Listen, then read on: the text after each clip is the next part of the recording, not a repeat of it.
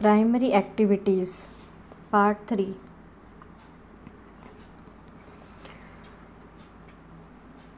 We have completed discussion about subsistence agriculture. Subsistence agriculture, which is practiced in densely populated regions of monsoon Asia. Now we are moving towards commercial cultivation. So in the category of commercial cultivation, first of all we are going to start with plantation agriculture. Plantation agriculture that was introduced by the Europeans in their colonies located in tropical areas. There are some important plantation crops like tea, coffee, cocoa, rubber, cotton, oil palm, sugarcane, banana, pineapple, etc. So all these are commercially important plantation crops, and the owners of these plantation fields, generally these are rich and they are in well-to-do condition. These plantation fields are known as estates, large estates, because plantation agriculture requires large area. Large capital investment is also required for technical support, for management support, scientific method of cultivation. This type of agriculture is focusing on single type of crop. So it is single crop specialization. For example, if there is a tea plantation area, so throughout the tea plantation area, we can see only tea plants. There cannot be any kind of mixing of other type of plants. Cheap labor is essential. It is required, especially during sowing period and during the harvesting time period, because harvesting it is done manually in many plantation cases like tea. So tea harvesting it is done manually, and the laborers or workers, they are supposed to pluck each and every tea leaf carefully with proper care. That work cannot be done by machines. Then after, a good system of transportation is also essential here to carry the material product to the market or for exporting the products. Here in the video you can see some glimpses of plantation fields. Single type of crop, it is grown in long rows. In India, tea plantations are located in northeastern part of India. It is done on hilly areas.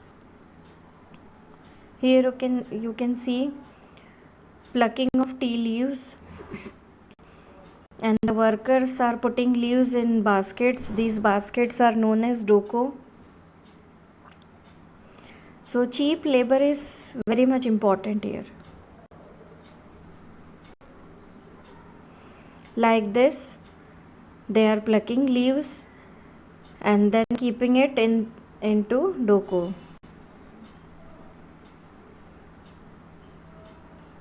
So these are beautiful scenes of plantation fields. Plants, various plants are grown in different countries like cocoa and coffee in West Africa, tea gardens in India and Sri Lanka, rubber plantations in Malaysia, sugarcane and banana plantation in West Indies. Spanish and Americans, they invested heavily in coconut and sugarcane plantation in Philippines. Then coffee fazendas in Brazil. So all these are here still managed by Europeans. In this map you can see the main areas of plantation agriculture. This is northeastern part of India. Then here Brazil. Then these areas of Africa, Central America, East and Southeast Asian countries.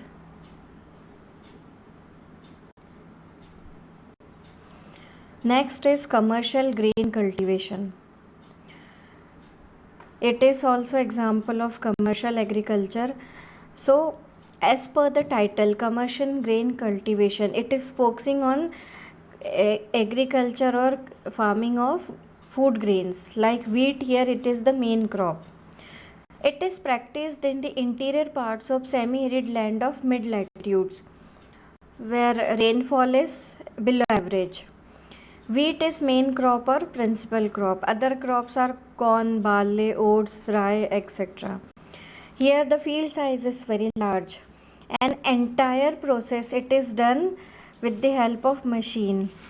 So it is highly mechanized and it requires high capital investment also. Generally, it is practiced in the temperate grasslands of the world.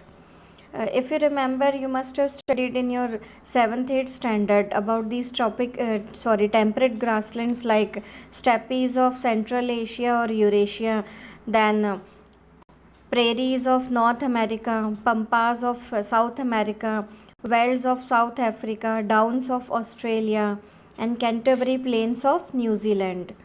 So all these are famous for commercial grain farming. That climate is suitable for grain farming. Here in the map you can see downs of Australia,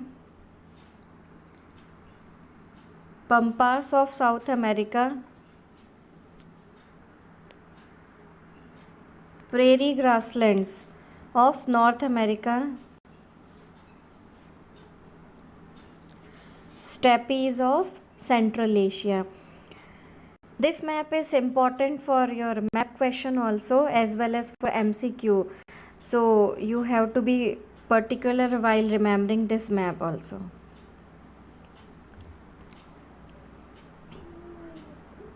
Another map with more clarity. All these are the location.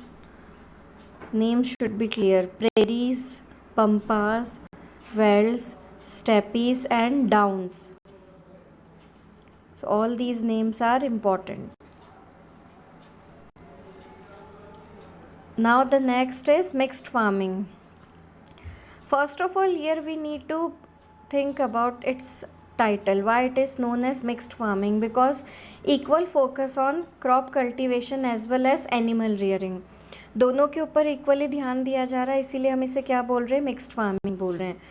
अब कहाँ पे practice होता है, so it is practised in highly developed parts of the world like Europe, east northern part of America, then some parts of Eurasia and temperate latitudes of southern continents. Field size is moderate and each field divided into two parts. So some portion for cattle rearing and the remaining portion for cultivation. It can be for fodder crop or for any other crop. So main crops are wheat, barley, oats, rye, maize, fodder and root crops. All these are important here.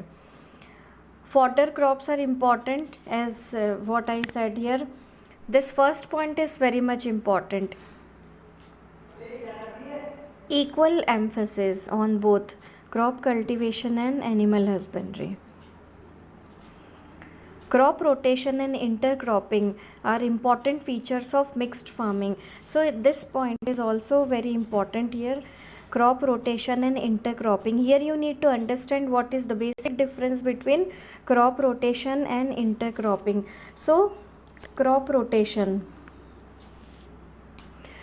So in every cropping season, growing different type of crop, crops को change करके लगाना. So after harvesting one type of crop, during the next cropping season, growing a different variety, a different kind of crop, instead growing the same crop. So that is known as crop rotation. Crops को बदल बदल के grow करना. Duration यहाँ पर same नहीं, duration अलग है. Now intercropping. Intercropping, it means growing two or more than two types of crops at the same duration in the same field. For example, if there is one line of wheat, then another alternative line can be of any other crop. It can be of millet, any fodder crop. So it is having twin benefits. The first benefit, that we are able to get two types of crops simultaneously. Then the second benefit, it is helpful in disease control. And there is one more thing, it is also helpful in maintaining soil fertility. So both the things are done to maintain basically soil fertility, intercrop and crop rotation. So that can be important for MCQ purpose also. Again, here high capital investment that is required for farm machinery, building and other materials. Extensive use of chemical fertilizer and green manure, and skill and expert farmers should be there. Why they should be skilled or expert? So that they can easily operate the high-tech machines. They should be able to use the high-tech automated advanced machines. So it is all about mixed farming. And farmers, they are availing proper veterinary facilities. They focus on animal breeding, scientific method of cultivation. So in all commercial type of cultivation, we can see some points are common. Generally the field size are moderate to large, capital investment is high, technological level is very high, and everything is mechanized. It is the map showing the main areas of mixed farming. Here we can see the two main areas of mixed farming. One in Eurasian part, major portion of Europe, well developed portion of Europe, and some part of Central Asia. And then after the another portion, here you can see in North America. So that is generally in the northeastern part of North America. Then the third smaller portion, southern part of Africa and South America. So these are the main areas of mixed farming. So thank you students. This is all about a few types of commercial farming. In next part, I'll be explaining another types of commercial farming.